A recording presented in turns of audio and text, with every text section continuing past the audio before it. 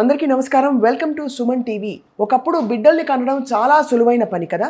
అందరికీ తెలిసిన విషయం. ఒక్కొక్క ఇంట్లో 10 మంది పిల్లలు ఉండేవారు. ఆ తర్వాత కుటుంబ నియంత్రణ పేరుతో కొంత, మారుతున్న జీవన శైలి వల్ల మరికొంత పిల్లలు పుట్టడం ఇప్పుడు గగనం అయిపోయింది. అందుకే మనకి ఎక్కడ చూసినా కూడా ఐవీఎఫ్ ఎక్స్పర్ట్స్ కనిపిస్తున్నారు. కానీ దాదాపు మనం మాట్లాడేది 25-26 సంవత్సరాల క్రితమే ఇన్ఫర్టిలిటీ అనే ఒక సమస్యని గుర్తించి గైనకాలజిస్ట్గా ఉన్న డాక్టర్ రత్న దూర్వాసుల గారు ఐవీఎఫ్ స్పెషలిస్ట్గా మారాలని చెప్పి నిర్ణయించుకుని అప్పటి నుంచి ఇవాల్టి వరకు 150,000 మంది పేషెంట్లని కనీసం చూసుంటారు ఈ సమస్యతో బాధపడుతూ. అంటే పిల్లలు పుట్టక చాలా మదన పడిపోతున్న వాళ్ళు. అలాగే బహుశా ఆవిడ చేతుల మీదుగా ఆవిడ చేసిన ట్రీట్మెంట్ వల్ల ఎంతోమంది తల్లిదండ్రులు చాలా ఆత్మీయంగా ఆవిడని దీవించారు. ఆ పిల్లలు ఇప్పుడు పెద్దవాళ్ళు కూడా అయి ఉంటారు. ఎంతమంది పిల్లలు అంటే లెక్క పెట్టడం కష్టం. ఖచ్చితంగా వేల సంఖ్యలో ఉంటుంది సక్సెస్ఫుల్ ప్రెగ్నెన్సీస్. సో ఇవాళ మనం మాట్లాడబోతున్నాం డాక్టర్ రత్న దూర్వాసుల గారి ప్రయాణం గురించి and all about health care in today's times. Let's welcome her very proudly. Ma'am నమస్కారం. థ్యాంక్స్ అండి. నమస్తే. ఫస్ట్ ఆఫ్ ఆల్ ఐవీఎఫ్ అన్నది ఈ గత 10-15 సంవత్సరాలు ఎక్కువ వింటున్నామండి. మీరు 2000 బిగినింగ్లోనే మీరు మొదలుపెట్టారు ఈ పని. సో అప్పట్లోనే ఐవీఎఫ్ ఇష్యూస్ ఉండేవా అండి మనకి? ఐవీఎఫ్ అనేది బాగా ప్రామినెన్స్లోకి వచ్చినది లాస్ట్ 15 years. దీనికి మీరు అన్నట్టు చాలా కారణాలు ఉన్నాయి. కొన్ని మంచి కారణాలు, కొన్ని కమర్షియల్ కారణాలు. నేను నా జర్నీ స్టార్ట్ చేసినప్పుడు 2002లో ఐవీఎఫ్ అనేది ఒక 10% కానీ 15% పేషెంట్స్కి కానీ అవసరం అయ్యేది. మెయిన్గా జనరల్ హెల్త్ ఇష్యూస్ కరెక్ట్ చేసి స్టార్ట్ చేసేవాళ్ళము ఫర్టిలిటీ జర్నీ అనేది. అంటే ఎగ్జాంపుల్ హెవీ వెయిట్ ఉన్న వాళ్ళకి వెయిట్ రిడక్షన్ చేయమని చెప్పేవాళ్ళము. థైరాయిడ్ డిజార్డర్స్ అవి ఉంటే అవన్నీ కరెక్ట్ చేసేవాళ్ళము. తర్వాత general life style, smoking, drinking ఉంటే హస్బెండ్కి అవి కొంచెం తగ్గించమని చెప్పేవాళ్ళము. లైఫ్ స్టైల్ మార్చుకుని సరిగ్గా ట్రై చేయండి అని మంచిగా చెప్పి పంపించేవాళ్ళము. అది ఫస్ట్ లెవెల్ ఆఫ్ ట్రీట్మెంట్. తర్వాత అవ్వకపోతే కొన్ని మందులు ఇచ్చేవాళ్ళమి. ఇంకొక 2 months 3 monthsకి కూడా అవ్వకపోతే ఐయుఐ అని చేసేవాళ్ళమి. ఒక 3 to 4 ఐయుఐస్ అవి అప్పుడు కన్సీవ్ అవ్వకపోతే అప్పుడు మనము ఐవీఎఫ్ గురించి ఆలోచించేవాళ్ళం. కాకపోతే ఇప్పుడు మీరు కరెక్ట్గా గుర్తించినట్టు జనరేషన్ చాలా మారింది. వాళ్ళకి టైం లేదు, వాళ్ళకి హార్మోన్ ఇష్యూస్, స్ట్రెస్ అనేవి చాలా ఎక్కువైపోయాయి. ఇలాగ నిదానంగా కానిద్దాము జర్నీ, ఒక 1 year ట్రై చేయండి అంటే కూడా వాళ్ళకి టైం లేదు, ఓపిక లేదు. చాలామంది లేట్గా వస్తున్నారు. అంటే లేట్ అంటే 35 yearsకి మేము ఫస్ట్ టైం వాళ్ళని చూస్తున్నాం. రైట్. సో మనము ఇండియన్ లేడీస్లో ఏం చూసామంటే మనకి ఓవరీ పవర్ అనేది కొంచెం తొందరగా తగ్గుతుంది. దీనిని సైంటిఫిక్ టర్మ్లో ఓవేరియన్ రిజర్వ్ అంటాము. సో వెస్టర్న్ లేడీస్కి 35 years కూడా వాళ్ళు కొంచెం ఈజీగానే వైట్స్, కాకేషియన్స్ అంటాం కదా, వాళ్ళకి ఓవేరియన్ రిజర్వ్ బాగుంటుంది. వాళ్ళు ఒక 38-39 దాకా ఈజీగానే వాళ్ళు ప్రెగ్నెన్సీస్ తెచ్చుకుంటారు. కానీ మనకి ఐ థింక్ 7 గడుస్తున్న కొద్దీ తగ్గిపోతుంది ఎగ్ రిజర్వ్స్ అని. 35th yearకి మనం peak fertility by 29th year 26-29 yearsకి చాలా మంచిగా ఉంటుంది. మనం అక్కడి నుంచి కొంచెం తగ్గుముఖం పడుతుంది. 35 years దాటాక చాలామంది ఇండియన్ లేడీస్కి కన్సీవ్మెంట్ కొంచెం కష్టం అవుతుంది. సో ఇప్పుడు మీ ప్రయాణంలో మ్యామ్ మీరు చాలా ఐ థింక్ 2002 నుంచి ఇప్పటి వరకు ఎలా కొనసాగింది? ఏమిటి మీ అప్స్ అండ్ డౌన్స్? ఎలా ఫీల్ అయ్యారు మీరు ఓవరాల్గా being in this super speciality? So అప్పుడు కొంచెం ఈజీగా ఉండేదండి ట్రీట్మెంట్. ఈ గూగుల్ అని, ఏఐ అసిస్టెంట్స్ అంతా ఎక్కువగా ఉండేవి కాదు. సో మనం చెప్పిన మాట వినేవారు పేషెంట్లు. నమ్మకం ఉండేది వాళ్ళకి. ఇంత లైఫ్ స్టైల్స్ కూడా కాంప్లికేటెడ్గా ఉండేవి కాదు. ఓహో ఏదో చెప్పారు డాక్టర్ గారు, మందులు వేసుకుని వద్దాము అని కన్సల్టేషన్ అయిపోయేది, హ్యాపీగా వెళ్ళేవారు. ఇప్పుడు మీరు ఇలా చెప్తున్నారు, మేము అలా చదివాము, ఆ పక్కన ఇంకో క్లినిక్లో ఇలా అయింది, మా వాళ్ళకి ఇలా ఐవీఎఫ్ అయింది, అలా అని చాలా కంపారిజన్స్ అవి ఎక్కువైపోయాయి. లైఫ్ స్టైల్ మూలాన వాళ్ళు కూడా బాగా స్ట్రెస్డప్గా ఉన్నారు. సో ఇప్పుడు ఇంకా కొంచెం డిఫికల్ట్గా ఉంది కన్సీవ్ చేయడం కానీ, ప్రాక్టీస్ చేయడం కానీ, వాళ్ళకి కన్విన్స్ చేయడం కానీ. ఎగ్జాక్ట్లీ. చాలా సక్సెస్ఫుల్ ప్రెగ్నెన్సీస్ మీరు చూసుంటారంటే వేరే ఎక్కడ సాధ్యం కాకుండా మీ చేతుల మీదుగా ఒక కాన్పు లేదా ఒక కన్సెప్షన్ జరగడం అన్నది. సో అలాంటి కేసెస్ చాలా జరిగినప్పుడు మీకు మోస్ట్ ఛాలెంజింగ్ కేసు ఏంటి మ్యామ్? అండ్ దాన్ని ఎలా మీరు సాల్వ్ చేసి వాళ్ళకి మంచి బిడ్డని ఇవ్వగలిగారు? అంటే ఇలాంటివి ఒక్కటని కాదు, చాలా ఉన్నాయి. ఇప్పుడు యాజ్ టైం ప్రోగ్రెస్ అయిన కొద్దీ మనం అనుకున్నాం కదా డిఫికల్టీ అయింది ప్రాక్టీస్ అని. దాంతోపాటు అడ్వాంటేజ్ ఏమొచ్చిందంటే సైన్స్ చాలా అడ్వాన్స్ అయింది. సో ఇది వరకు లేనివి, అంటే ఇది వరకు ఐవీఎఫ్తో ఒక 30% 40% సక్సెస్ రేట్ అని చెప్పేవాళ్ళము. ఇప్పుడు ఒక చోట ఐవీఎఫ్ అవి ఫెయిల్యూర్ అయ్యి వచ్చినా కూడా మనకి చేయవలసిన టెస్ట్ ఇంకా వచ్చాయి. అంటే చాలా సింపుల్ ఎగ్జాంపుల్ చెప్తాను. ఐవీఎఫ్ అన్నిట్లోకి డిఫికల్టీ ఫేస్ అయింది ఎక్కడంటే, ఎంబ్రియో పెట్టాక కూడా ఇంప్లాంటేషన్ అనేది అవ్వకుండా మనకి మళ్ళీ పీరియడ్ వచ్చేస్తుంది. సో దాన్ని ఇంప్లాంటేషన్ ఫెయిల్యూర్ అంటాం. సో ఈ రిపీటెడ్గా బయట ఐవీఎఫ్స్ అయ్యి ఇంప్లాంట్ అవ్వకుండా నెగిటివ్ వచ్చిన వాళ్ళకి మేము యూట్రస్ లైనింగ్లోంచి ఒక చిన్న టిష్యూ పంపించి అది రిసెప్టివ్గా ఉందా లేదా అని చూడడం జరుగుతుంది. సో ఇవి బయట కంట్రీస్కి వెళ్తుంది ఈ స్పెసిమెన్. వెళ్ళాక మనం వాళ్ళు మనకి చెప్తారు, గైడ్ చేస్తారు, ఈ ఎంబ్రియో ట్రాన్స్ఫర్ అనేది ఈ టైంకి చేయాలి, ఈ టైంకి చేయాలి అని వాళ్ళు చెప్తారు. సో దాని గైడెన్స్లో ఎరా టెస్ట్ అంటాం, ఎండోమెట్రియల్ రిసెప్టివిటీ ఎస్ఏ. సో బయట ఫెయిల్ అయిన వాళ్ళకు కూడా ఈ ఎరా టెస్ట్ జాగ్రత్తగా చేసి మనం ఎంబ్రియో రీప్లేస్ చేస్తే చాలామందికి సక్సెస్ అయింది. బయట ఫెయిల్యూర్ అయ్యాక కూడా మన దగ్గర సక్సెస్ అయిన వాళ్ళు ఉన్నారు. సో ఒకటేమైనా మీకు తెలిసిన case where they came to you and చాలా బెనిఫిట్ అయ్యారు అని చాలా సంతోషపడి మీకు మనసారా కృతజ్ఞతలు చెప్పి మీరు కూడా ఈ స్పెషాలిటీ తీసుకున్నందుకు గర్వపడిన సందర్భం ఉంటుంది డాక్టర్ రత్న గారు. సో అది ఒక కథ మాతో పంచుకోవాల్సిందిగా, ఎందుకంటే ఈ వాస్తవాలే మీ వంటి వైద్యుల గొప్పతనం ఏంటో ప్రపంచానికి తెలియపరుస్తాయి. సో ఇది కోవిడ్లో జరిగిన ఒక సంఘటన అండి. ఇదేమీ పెద్ద సైన్స్ అడ్వాన్స్మెంట్ కాదు, కానీ కామన్ సెన్స్తో మేము సాల్వ్ చేసిన ప్రాబ్లము. అందుకని నేను మీకు గర్వపడి చెప్తాను. అయితే కోవిడ్లో ఇద్దరికి ఉద్యోగాలు పోయాయి. ఆయన ఒక మల్టీనేషనల్ కంపెనీలో కేటరింగ్ సర్వీసెస్ రన్ చేసేవారు, ఆవిడేమో ఈవెంట్ మేనేజర్ అనమాట. సో ఇద్దరికి కోవిడ్ టైంలో షట్ డౌన్ కదా, సో అందరూ వర్క్ ఫ్రమ్ హోమ్ చేసేవారు. సో కేటరింగ్ సర్వీసెస్ లేవు, ఫంక్షన్స్ లేవు. సో ఆవిడకి ఈవెంట్ మేనేజ్మెంట్ లేదు. ఇద్దరూ చాలా డిప్రెస్ అయ్యి, మేము కనీసం ఈ టైంలో మాకు కెరియర్ ఉన్న టైంలో మీట్ అవ్వడానికి కూడా టైం ఉండటం లేదు, మాకు ఇప్పుడు ఏదో ఆలోచన చెప్పండి అని ఇద్దరు వచ్చారు. సో ఇద్దరిని నిదానంగా కూర్చోబెట్టి, కోవిడ్ టైంలో ఎక్కువ పేషెంట్స్ కూడా ఉండేవారు కాదు, సో శాంతంగా మాట్లాడి టెస్ట్ అన్నీ చేయించి, అమ్మ కొంచెం వెయిట్ ఎక్కువ ఉన్నారు, మీరు ఒబిసిటీగా ఉన్నారు, వెయిట్ తగ్గండి, ఒక 2-3 వీక్స్లోనూ మళ్ళీ చూసుకుందాం. అలానే ఒక 2 మంత్స్ తర్వాత చూసి వాళ్ళకి ఇద్దరికి వెయిట్ తగ్గి టెస్ట్ అన్నీ నార్మల్గా ఉన్నాయి, ఇది మీరు ట్రై చేసుకోవాల్సిన టైము.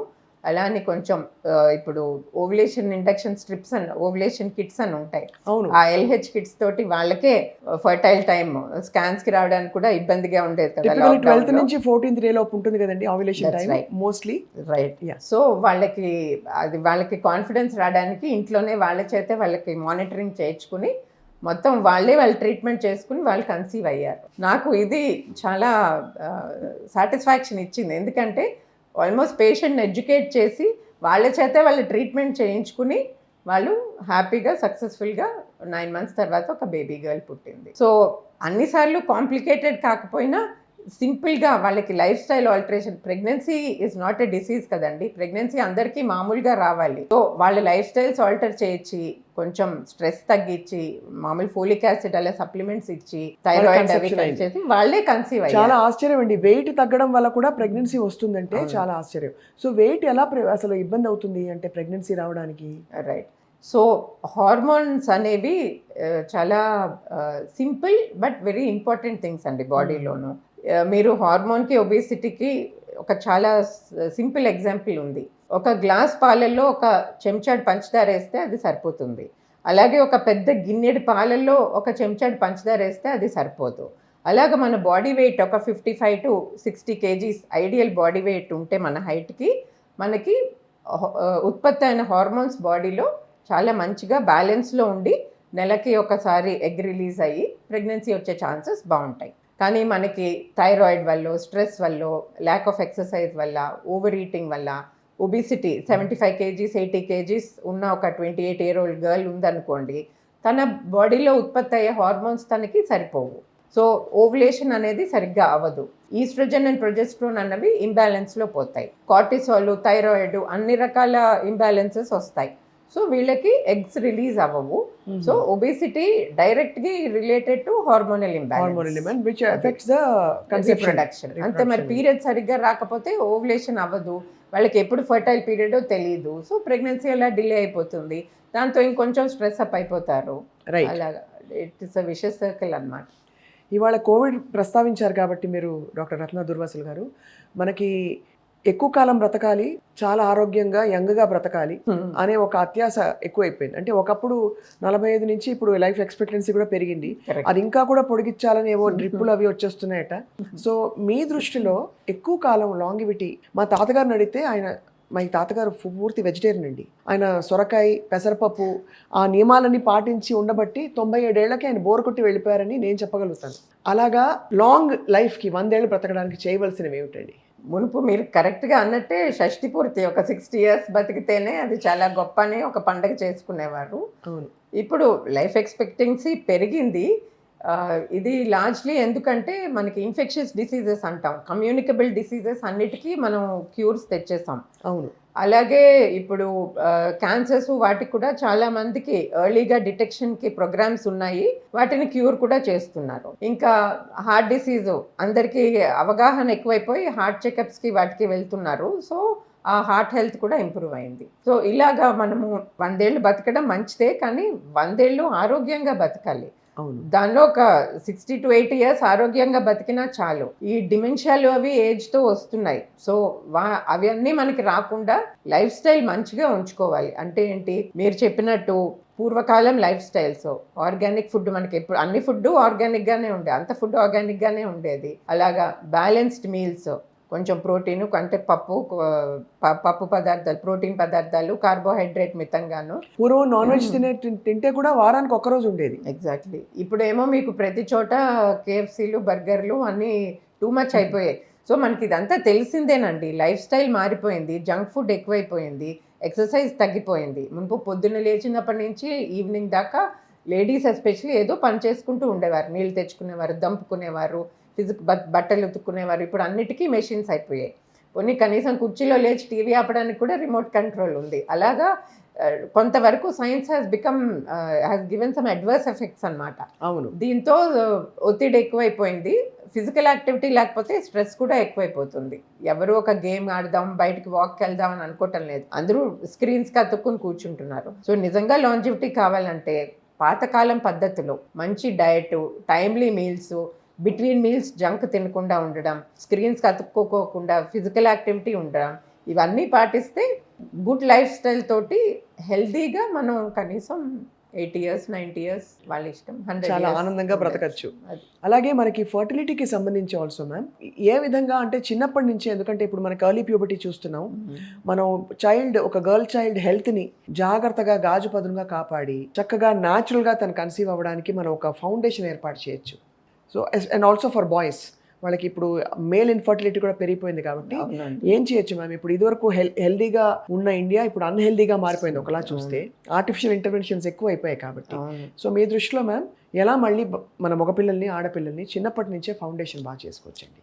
సో చిన్నప్పటి నుంచి తల్లిదండ్రులు చేయవలసింది వాళ్ళకి హెల్దీ ఈటింగ్ హ్యాబిట్స్, ఈ స్క్రీన్ అడిక్షన్ లేకుండా చూడాలి, ఎక్సర్సైజ్ అనేది కంపల్సరీగా చూడాలి. చిన్నప్పుడు ఒబిసిటీ వస్తే అది ప్యూబర్టీలో ఒబిసిటీకి కంటిన్యూ అవుతుంది, అండ్ అడల్ట్హుడ్లో కూడా వాళ్ళు ఒబిసిటీగా తయారవుతారు. సో ఒక గేమ్స్ అనేవి, ఫిజికల్ యాక్టివిటీ, ఇప్పుడు యోగా అవి అన్నీ స్టార్ట్ చేశారు కదా, వాళ్ళు కంటిన్యూ చేసి మెయింటైన్ చేయాలి. కామన్గా ఏమవుతోంది, పాపం +2కి వచ్చేసరికి ఎంట్రన్స్లని, కోచింగ్స్ అని అందరూ కూర్చుని పోయి ఏది దొరికితే అది తినేసి, అప్పటి నుంచి మీరు 16-17 years నుంచి మనకి ఓవర్ వెయిట్ కనిపిస్తోంది. సో పేరెంట్స్ అనేవాళ్ళు వాళ్ళకి చిన్నప్పటి నుంచే healthy eating, healthy physical activity, ఒక హెల్దీ బాడీ వెయిట్ మెయింటైన్ చేయాలి, రిలాక్సేషన్కి ఒక అవుట్ సైడ్ పంపించి ఒక షటిలో, క్రికెటో ఏదో ఆడించాలి, సన్ ఎక్స్పోజర్ ఉండాలి. ఇది లేక వైటమిన్ డి పోతోంది. సో ఇదివరకు మీ చిన్నప్పుడు మీరు ఎలాగైతే హెల్దీగా బ్యాలెన్స్డ్ లైఫ్ స్టైల్గా పెరిగారో, అందరూ కలిసి ఆడుకోవడం ఫీల్డ్లోనూ,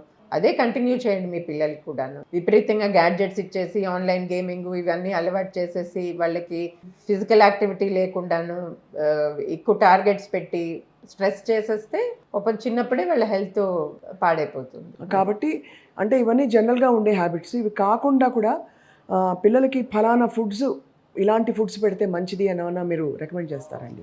సో బ్యాలెన్స్ డైట్ అండి. మీరు చిన్నప్పుడు ఏం తిన్నారు? పొద్దున్నే ఒక ఎగ్గో లేకపోతే ఇడ్లీసో ఏదో తినేవారు. ప్రోటీన్ ఉండాలి. గ్రోయింగ్ ఏజ్లో ప్రోటీన్ ఉండాలి. అది నాన్ వెజిటేరియన్లో మీటు ఎగ్స్ ఉంటాయి. వెజిటేరియన్ వాళ్ళకి కొంచెం చూసుకుని పప్పు పదార్థాలు లేకపోతే చోలే, రాజ్మా. సప్లిమెంట్స్. అవును.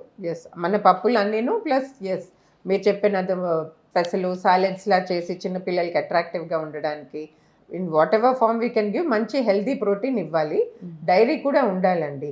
ఇప్పుడు ప్రతి థర్డ్ పర్సన్కి లాక్టోజ్ ఇంటాలరెన్స్ ఏదో అంటారు, కానీ డైటీషియన్ని సంప్రదించండి మీకు ఏమన్నా ప్రాబ్లం ఉంటే. కానీ మిల్క్ ప్రోడక్ట్స్, సోయా, టోఫు ఏదో ఒకటి ప్రోటీన్ మంచిగా వెళ్ళాలి. Adequate amount of fresh fruits, vegetables కూడా వెళ్ళాలి. పిల్లలు వెజిటబుల్స్ తినరు, మా వాళ్ళు ఇది తినరు అది తినరు అలా కాకుండా అన్నీ పెట్టండి, అన్నీ తినిపించండి. ఎక్దమ్ good happy citizens of the world. అది ఎక్కడికైనా బతికేయాలి. ఇప్పుడు గ్లోబల్ విలేజ్ అయిపోయింది కదండి. World has shrunk. అందరూ పైకి చదువులకి వాళ్ళకి వెళ్తున్నారు. సో వాళ్ళు ఎక్కడికి వెళ్ళినా హెల్దీ ఫుడ్ తిని వాళ్ళ కాళ్ళ మీద వాళ్ళు హెల్దీగా బతికేటట్టు మనం హ్యాబిట్స్ ఇన్కల్కేట్ చేయాలి. చాలా బాగుంది. Plus at the same time ఈ బ్యాడ్ హ్యాబిట్స్, ఈ స్మోకింగ్, డ్రింకింగ్, డ్రగ్ అడిక్షన్ వీటి జోలుకి వెళ్లకుండా చిన్నప్పటి నుంచి ఫౌండేషన్ వేసి వాళ్ళని పెంచాలి. డాక్టర్ రత్న దుర్వాసులు గారు, మీరు చూస్తున్న కేసెస్ అన్నిటిలో టాప్ 3 రీజన్స్ ఫర్ ఇన్ఫర్టిలిటీ ఏంటండి? ఒబిసిటీ ఒకటి చెప్పారు మీరు, కాకుండా ఇన్సులిన్ రెసిస్టెన్స్ ఇట్లాంటివి కూడా ఉన్నాయా, లేక ఇంకేమైనా కారణాలు ఉన్నాయా? అన్నిటికన్నా ఫస్ట్ అండ్ ఫార్మోస్ట్ ప్రాబ్లం లేడీస్లోనూ ఓవులేషన్ డిజార్డర్స్ అంటున్నామండి. ఇప్పుడు ఓవులేషన్ టైంకి అయిపోతే 12th to 14th day of the cycle మీరు అన్నట్టు వాళ్ళకి కన్సీవ్మెంట్కి చాలా మటుకు ప్రాబ్లం ఉండదు. కానీ ఈ ఓవులేషన్ అనేది ఇట్స్ అ డెలికేట్ థింగ్. అది ఈస్ట్రోజన్ అండ్ ప్రొజెస్ట్రాన్ బ్యాలెన్స్ ఉండాలి. పక్క నుంచి థైరాయిడ్ హార్మోన్ మిగిలినవన్నీ సరిగ్గా ఉండాలి. సో ఏ స్ట్రెస్ అయినా, ఈ పీసీఓఈ, పిఎంఓఎస్ అంటున్నారు, ఈ ఎండోక్రైన్ ప్రాబ్లమ్స్ ఏదైనా సరే ఓవులేషన్ డిస్టర్బ్ చేస్తే మనకి ఇన్ఫర్టిలిటీ వస్తుంది. తర్వాత కొన్ని కారణాల వల్ల ఏదైనా ట్యూబ్స్లో ఇన్ఫెక్షన్ వస్తే ట్యూబల్ ఫ్యాక్టర్ అంటాం. సో ఆ ట్యూబల్ ఫ్యాక్టర్ వల్ల కొంతమందికి ప్రెగ్నెన్సీ రాదు. ఇంకా కొందరిలో ఇద్దరికీ ప్రాబ్లమ్స్ ఉంటాయి. ఒక 30%లో కొంచెం స్పర్మ్ కదలిక కానీ స్పర్మ్ కౌంట్స్ కానీ తక్కువ ఉంటాయి, లేకపోతే కొంచెం ఓవులేషన్ డిసార్డర్ ఎఫెక్ట్గా ఉంటుంది. సో కంబైన్డ్ ఫ్యాక్టర్స్ అంటాం. అన్నిటికన్నా common ovulation factor, 2 tubal factor, తర్వాత ఇద్దరికి చిన్న చిన్న ప్రాబ్లమ్స్ ఉండడం వాళ్ళని సబ్ఫర్టైల్ అంటాం. రైట్. సో చిన్న సటిల్ ప్రాబ్లమ్స్ ఇద్దరికి ఉండడం వల్ల వాళ్ళు కన్సీవ్ అవ్వరు. రైట్. ఇంకొకటి ఎన్ని టెస్ట్ చేసినా unexplained infertility or idiopathic infertility అంటాం. అంటే బయటికి కారణం కనిపించదు కానీ ఏవో చిన్న చిన్న ఫ్యాక్టర్స్ ఉంటాయి వాళ్ళకి. అదే పట్టుకోవడం కష్టం. బట్ కాలక్రమంలో కొన్ని ఫండమెంటల్ సెట్ చేస్తే బహుశా అది అలైన్ అయిపోతుందేమో. ఎస్, లేకపోతే ఐవీఎఫ్ లాంటి వాటిలో అలైన్ అయిపోతాయి ఇవన్నీ. రైట్. మ్యామ్, భగవంతుడు అంటే అందరికీ నమ్మకం. అలాగే కొన్ని మన పాత పద్ధతుల్లో కొన్ని ఆచార వ్యవహారాలు ఉంటాయి. పాత సినిమాల్లో అయితే విలన్ వాళ్ళ తాలూకు లేడీస్ వచ్చి అప్పుడే కాన్పు దాల్చిన, గర్భం దాల్చిన ఒక స్త్రీకి ఇదిగో ఈ బొప్పాయి పండు పెట్టేస్తే వెంటనే గర్భం వెళ్ళిపోయిందని చెప్పి మనం వినేవాళ్ళం. అసలు బొప్పాయి పండుకి ప్రెగ్నెన్సీకి ఏమైనా కనెక్షన్ ఉందా? ఇది కేవలం వేడి చేసే గుణం ఉండడం వల్ల, లేక పపెయిన్ ఉండడం వల్ల దీనివల్ల ఏమైనా అవుతుందా? మీరు అడిగిన దానికి సైంటిఫిక్ బేసిస్ ఉందండి. సో సీడ్స్లో, పపాయ సీడ్స్లోను అబార్టిఫేషన్ అంటే అబార్షన్ కాజ్ చేసే పదార్థాలు ఉంటాయండి. సో అది అప్పటి నుంచి అలా కంటిన్యూ అయ్యి ఏ ప్రెగ్నెంట్ లేడీ మన ఆంధ్ర సైడ్ డెఫినెట్లీ పపాయ ముట్టుకోరు. వెస్ట్రన్ కంట్రీస్లో తింటారండి పపాయ? I suppose so. మరి అంటే వాళ్ళు నమ్మరు ఇది. లేదండి. కానీ మీరు ఒక డాక్టర్గా అఫ్కోర్స్ అవాయిడబుల్ ఆ 3 నెలలు 6 నెలలు 9 నెలలు బొప్పాయి తినకపోతే ఏం మునిపోదు. కానీ ఎగ్జాక్ట్లీ బట్ ఎందుకైనా మంచిది అవాయిడ్ చేస్తారు. బట్ సైంటిఫిక్ బేసిస్ ఏంటంటే వాళ్ళు ఇంటికి వెళ్ళి మా డాక్టర్ తినొచ్చు అని చెప్పిందంటే అదొక పెద్ద ఆర్గ్యుమెంట్ తయారవుతుంది. So to be on the safe side మీ ఇంట్లో ట్రెడిషనల్ బిలీఫ్స్లో ఇది వద్దంటే వద్దు అని చెప్తామండి. అంటే సో అయితే ఆ సీడ్స్లో అయితే మీరు అనేది ఉంది, అబార్టిఫేషన్ ఉంది. It is proven that seed is not good and so anything that is even remotely bad is avoidable. కాబట్టి ఆ నమ్మకంతో ఈ బొప్పాయి పండు సుమన్ టీవీ వ్యూవర్స్కి ఒకవేళ డౌట్ ఉంటే డాక్టర్ గారు చెప్పారు అంటే ఇది ఎంతమంది క్లినికల్ ట్రయల్స్ జరగకపోయినా బొప్పాయి మీద ఖచ్చితంగా దీనిలో ఉండే కొన్ని గుణాలు సీడ్స్ వల్ల, ఫర్ ఎగ్జాంపుల్ ఒకవేళ గర్భం దాల్చుంటే కనుక డేంజరస్ అని చెప్తున్నారు. కాబట్టి ఆ 9 నెలలు 10 నెలల్లో అవాయిడ్ చేయడమే ఉత్తమం. ప్రెగ్నెన్సీలో sexual intercourse, is it allowed, is it okay, or is it case by case basis? Definitely case by case basis అండి. సో ఫస్ట్ 3 మంత్స్లో ఎస్పెషలీ ఐవీఎఫ్ అవి చేసిన ప్రెగ్నెన్సీస్లో మనం అవాయిడ్ చేయమని చెప్తాము. ఎందుకంటే ఇన్ఫెక్షన్స్ కానీ ఏదైనా మనకి కొంచెం ప్రెషర్తో స్పాటింగ్ బ్లీడింగ్ కానీ ఏదొచ్చినా చాలా ఆందోళనకరంగా ఉంటుంది. So first 3 months of an IVF pregnancy definitely వద్దు అని చెప్తాము. అలాగే మళ్ళీ లాస్ట్ 3 మంత్స్ ఆఫ్ ప్రెగ్నెన్సీలో ప్లసెంటా ప్రీవియా అని ఏదైనా కొన్ని కండిషన్స్ ఉంటే స్పాటింగ్ బ్లీడింగ్ అవి రావచ్చు. సో లాస్ట్ 3 మంత్స్ కూడా అవాయిడ్ చేయమని చెప్తాం. Right. So okay ma'am. Doctor Ratna Durvasulu garu, how do you take care of your health ma'am?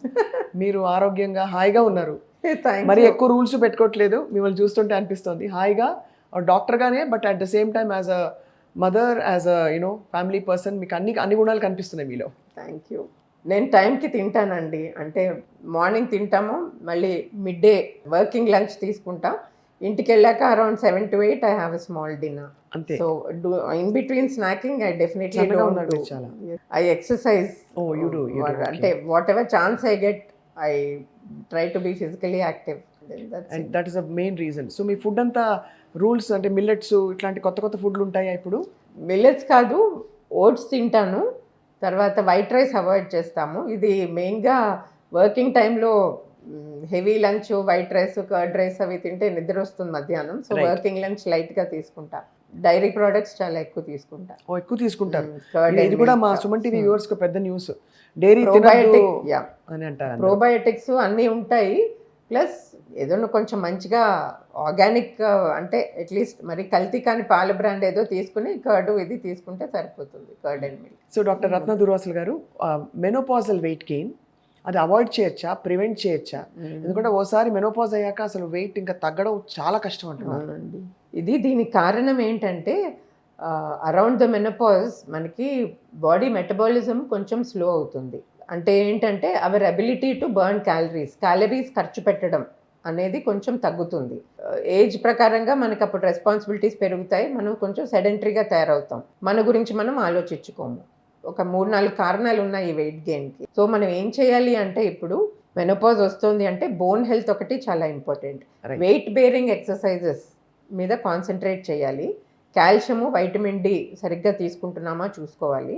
Mood కూడా బాగుంటుంది కాబట్టి ఫిజికల్ యాక్టివిటీ చాలా ప్రయారిటైజ్ చేయాలి.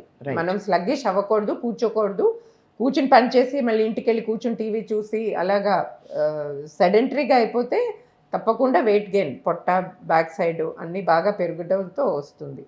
అండ్ ఈ టైంలోనూ పిల్లలు పెద్దవాళ్ళు అవుతుంటారు, వాళ్ళ స్టడీస్, వాళ్ళ మ్యారేజెస్, ఏదో వాళ్ళ మీద మనకి ఫోకస్ ఎక్కువగా ఉంటుంది ఇండియన్ లేడీస్కి. ఇంట్లో వాళ్ళైతే కిట్టి పార్టీస్ అని, స్వీట్స్ తినడం అని, వీటన్నిటితోటి అన్కంట్రోల్డ్గా సడన్గా వెయిట్ వచ్చేస్తూ ఉంటుంది. Balance diet, focus on physical activity, మంచిగా యోగా లేకపోతే ఒక షటిల్లో ఏదో వాకింగ్ ఏదో ఒకటి 3-4 ఫిజికల్ యాక్టివిటీస్. నేను ఒకటే చెప్తాను, physical activity which you enjoy మీరు పిక్ చేయండి. అందరికీ ఒకటి నచ్చదు. మీరు ఏది ఎంజాయ్ చేస్తారో, జుంబా డాన్సింగ్ కానీ, ఒక షటిల్ ఆడడం కానీ ఆయనతోటి, లేకపోతే పొద్దున్నే మీ ఫ్రెండ్స్తో వాకింగ్ వెళ్ళడం కానీ, ఆన్లైన్ యోగా, మీకు ఏది నచ్చితే మీరు పిక్ చేసుకుని రోజు తప్పకుండా 2 ఫిజికల్ యాక్టివిటీస్ చేస్తే మెనోపాజ్ మీ దగ్గరికి రాదు. ప్రపంచంలో జరిగిన అతి పెద్ద అద్భుతం, what is the latest age a woman can conceive and have a baby అండి? వాళ్ళ ఓన్ ఎగ్స్తో అప్ టు 40-41 ఇయర్స్ వరకు చేయొచ్చు కొంతమందికి. బట్ అంటే ఎగ్ క్వాలిటీ అనేది దానికి ఒక టైం లైన్ ఉందండి. ఏజ్ అన్నిట్లోకి important determinant of egg quality. Right. So మనం అనుకున్నట్టు 29-30కి పీక్ ఎగ్ క్వాలిటీ వస్తుంది, ఆ తర్వాత తగ్గుతుంది. ఇలా పెద్ద 29-30కి ఎగ్ క్వాలిటీ తగ్గుముఖం పడుతుంది. రైట్. 35కి ఇంకా సిగ్నిఫికెంట్గా తగ్గుతుంది. ఇంకా మైల్ స్టోన్స్ 37, 39, 41 అంతే. సో వీటితోటి తగ్గిపోతుంది. బట్ ఎగ్ ఫ్రీజ్ చేసినా కూడా తర్వాత వాతావరణం కూడా సహకరించడం తగ్గుతుందా? లేదండి. ఎగ్ మీరు సపోజ్ ఎవరైనా 28 ఇయర్స్కి ఎగ్ ఫ్రీజ్ చేసుకున్నారనుకోండి, దాంతో 10-15 ఏళ్ళ తర్వాత కూడా మనం ప్రెగ్నెన్సీ తెచ్చుకోవచ్చు. కాకపోతే లేడీ ఫిజికల్ హెల్త్ బాగుండాలి అది. అండ్ అయితే ఓపిక కూడా తగ్గుతుంది పిల్లల్ని పెంచడానికి. అంటే సోషల్గా కూడా మనం ఇలా చూస్తాము. 30 ఇయర్స్కి పిల్లలు పుట్టారనుకోండి, మనకి 50 ఇయర్స్ వచ్చేసరికి వాళ్ళకి 20 ఇయర్స్ వస్తాయి. ఒక కాలేజు ఒక పాత్ వస్తుంది. అదే 40 ఇయర్స్కి మనం కంటే 50 ఇయర్స్కి వచ్చేటప్పటికి వాళ్ళు ఇంకా 10 ఏళ్ళ పిల్లలు అవుతారు. అవును, సో వాళ్ళ సెటిల్మెంట్ అది కూడా మనం ఆలోచిస్తాం కదండి. జీవితాంతం వాళ్ళ వెనకాల పరిగెడుతున్న ఫీలింగ్. ఎగ్జాక్ట్లీ, మనకి ఇంకా ఓపిక తగ్గుతుంది. రైట్. వాళ్ళు కూడా మన పెద్దవాళ్ళు అయినట్టు ఫీల్ అవుతారు కదండి. సో So, అలా సోషల్ గా కూడా మన Indian norms are very good అండి. చాలా చక్కగా ఉంటాయి, చాలా సౌండ్ అంటే ఆలోచితంగా పెట్టిన నియమాలు ఇవన్నీ కూడా. మన ఆశ్రమాలు కూడా దానికి మన పెద్దవాళ్ళకి మనం చేతులు ఇచ్చి అదే దండం పెట్టుకోవాలి. మనకి ఒక మంచి ఫౌండేషన్ ఇచ్చారు. అది ఫ్యామిలీ వాల్యూసే కాదు, న్యూట్రిషనే కాదు, డిసిప్లిన్డ్గా బతకడం అనేది మనకు ఒక నియమంగా ఉండేది. చాలా మంచి విషయాలు చెప్పారు డాక్టర్ రత్న దూర్వాసులు గారు. తప్పకుండా ఐ థింక్ ఐవీఎఫ్ సమస్యలతో బాధపడుతున్న వాళ్ళు డైరెక్ట్గా ఇంకా కష్టం అని అనుకున్న కేసెస్ కాకపోయినా డిలే అవుతున్న ప్రెగ్నెన్సీస్ కూడా చాలా మంది ఆందోళన పడుతూ ఉంటారు. ఇవాళ మీరు ఇచ్చిన భరోసాతో తప్పకుండా మిమ్మల్ని సంప్రదించాలంటే they definitely come to Rainbow Hospital. And Rainbow హాస్పిటల్లో డాక్టర్ రత్న గారు అవైలబుల్గా ఉంటారు. ఎనీ టైం వారిని వెళ్ళి సంప్రదించవచ్చు. మళ్ళీ మిమ్మల్ని అప్పుడప్పుడు కలిసి బోల్డ్ విషయాలు అంటే ఐవీఎఫ్కి సంబంధించిన లేటెస్ట్ అడ్వాన్స్మెంట్స్, ప్రెగ్నెన్సీ ప్లానింగ్కి కావాల్సిన విషయాలన్నీ కూడా తెలుసుకుంటాం. Thank you so much ma'am for your time.